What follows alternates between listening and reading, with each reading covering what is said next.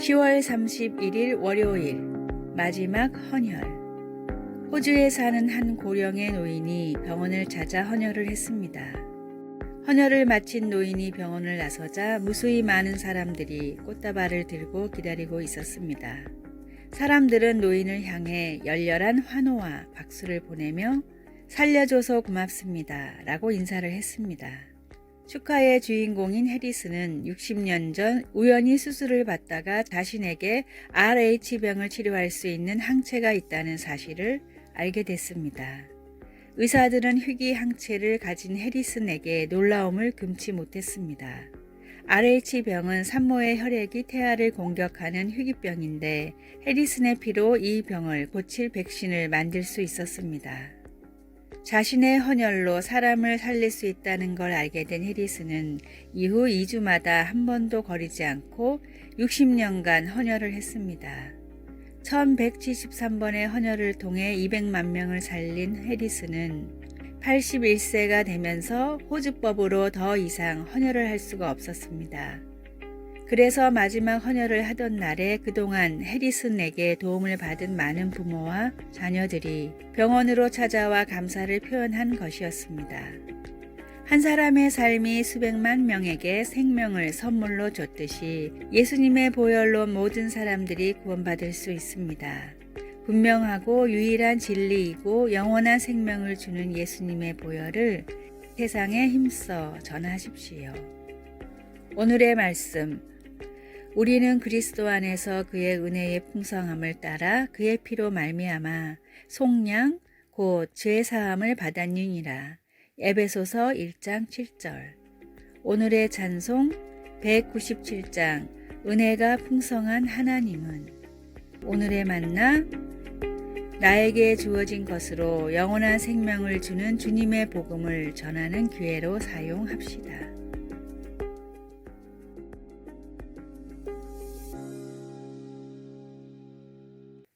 11월 1일 화요일. 다 알아요. 5살짜리 아이는 모든 걸 다 안다고 주장하며 우리에게 웃음을 줍니다.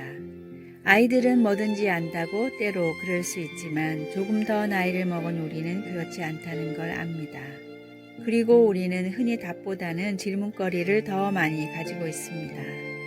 우리는 비록 모든 것을 다 알지 못해도 모든 것을 아시는 하나님을 우리가 알고 있다는 것을 종종 잊어버린 채 인생의 왜, 언제, 어떻게에 대해 궁금해합니다. 시편 139편 1절과 3절은 모든 것을 아시는 우리 하나님께서 우리를 얼마나 종합적으로 친밀하게 이해하고 계신지에 대해서 말합니다. 다윗은 여호와여 주께서 나를 살펴보셨으므로 나를 아시나이다. 나의 모든 길과 내가 눕는 것을 살펴보셨으므로 나의 모든 행위를 익히 아시오니 라고 말합니다. 우리를 완벽하게 사랑하시고 오늘 우리가 맞닥뜨릴 문제를 모두 알고 계시며 인생의 모든 상황에서 우리를 돕는 최선의 방법을 아시는 하나님을 우리가 알고 있다는 사실이 얼마나 유한이 되는지 모릅니다. 우리의 지식에는 언제나 한계가 있지만 하나님을 아는 지식이 가장 중요합니다. 우리에게는 하나님을 아는 지식이 가장 중요합니다. 하나님은 가장 신뢰할 수 있는 분이기 때문입니다. 말씀. 나의 모든 길과 내가 눕는 것을 살펴보셨으므로 나의 모든 행위를 익히 아시오니. 시편 139편 3절. 찬송 407장 구주와 함께 나 죽었으니. 기도. 저에 대한 모든 것을 또 제게 필요한 모든 것을 아시는 주님 감사합니다. 아멘.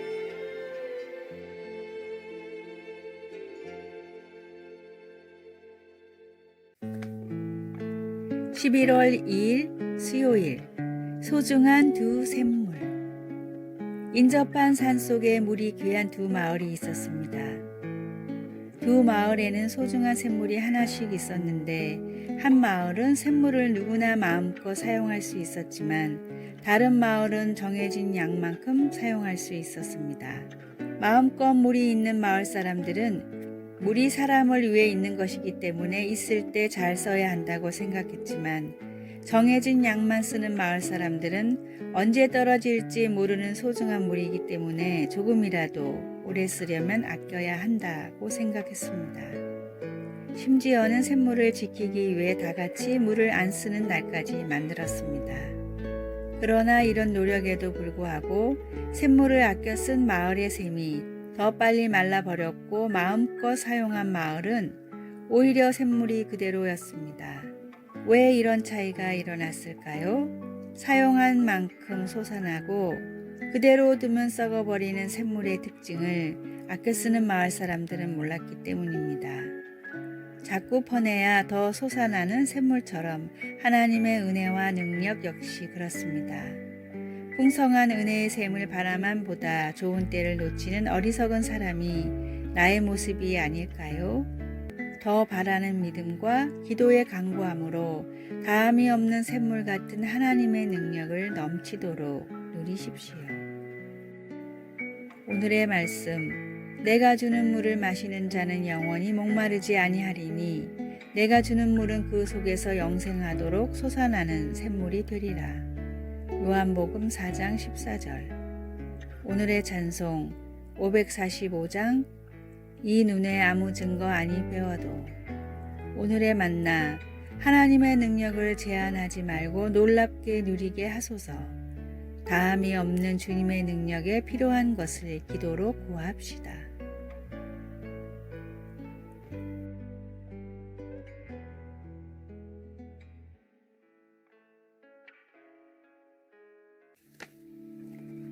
(11월 3일) 목요일. 멍게의 운명이 아닌 성장으로. 멍게는 특이한 생명체입니다. 바위와 조개 껍질에 붙어있는 멍게는 마치 부드러운 플라스틱 장난감처럼 보이기도 합니다. 멍게는 활발했던 어릴 때와는 달리 흐르는 물에서 영양분을 섭취하면서 수동적인 생활을 합니다. 멍게는 먹이를 찾고 자신을 보호하는 기능을 하는 원시적인 척수와 두뇌를 갖춘 올챙이 같은 모습으로 삶을 시작합니다. 어렸을 때는 바다를 탐색하며 시간을 보내지만 성체에 이르면 변화가 일어나 바위에 달라붙어서 탐색과 성장을 멈추어 버립니다.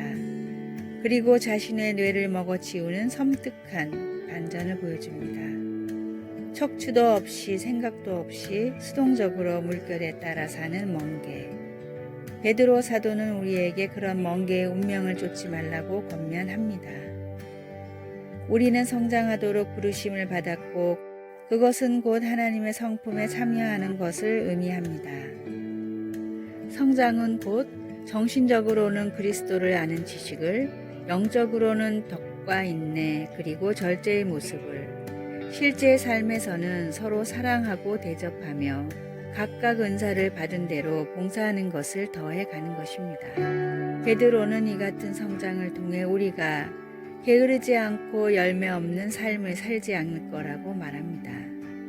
이 성장회로의 부르심은 10대뿐 아니라 70세의 사람에게도 똑같이 아주 중요합니다. 하나님의 성품은 바다처럼 광대한데 우리는 고작 몇 미터밖에 나아가지 못했습니다. 하나님의 끝없는 성품을 탐구하며 새로운 영적 모험을 떠나 보십시오. 배우고 섬기며 위험을 감수해 내십시오. 성장하십시오. 말씀. 이런 것이 너희에게 있어 흡족한 즉 너희로 게으르지 않고 열매 없는 자가 되지 않게 하려니와. 베드로후서 1장 8절. 찬송 453장 예수 더 알기 원하네. 기도. 하나님 아버지, 매일 주님을 더 닮아가려는 열정을 저에게 주소서. 예수님의 이름으로 기도드립니다. 아멘.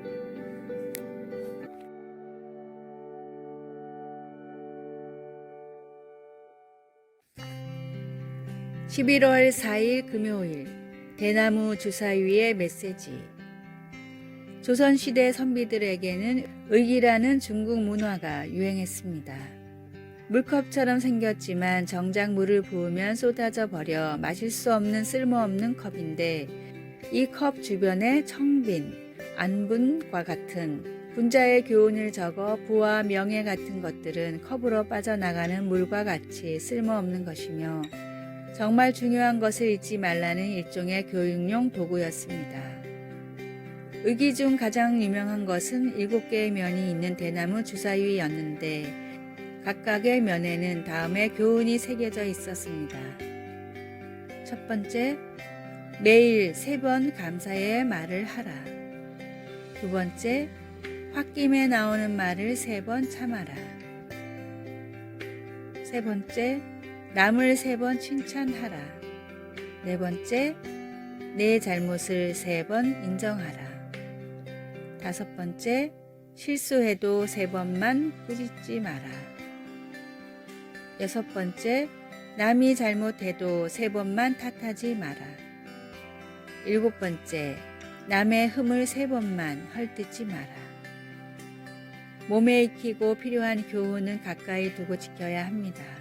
내 삶에 풍겨나는 그리스도의 향기를 위해 내 발의 등이고 내 마음에 비친 하나님의 말씀을 시시때때로 접하고 암송합시다. 오늘의 말씀, 주의 말씀대로 나를 붙들어 살게 하시고 내 소망이 부끄럽지 않게 하소서. 시편 119편 116절. 오늘의 찬송 201장 참 사람 되신 말씀. 오늘의 만나, 주님의 말씀을 내 삶에 더 가까이 두게 하소서. 가장 자주 쓰는 스마트폰을 볼 때마다 말씀을 한 구절씩 묵상합시다.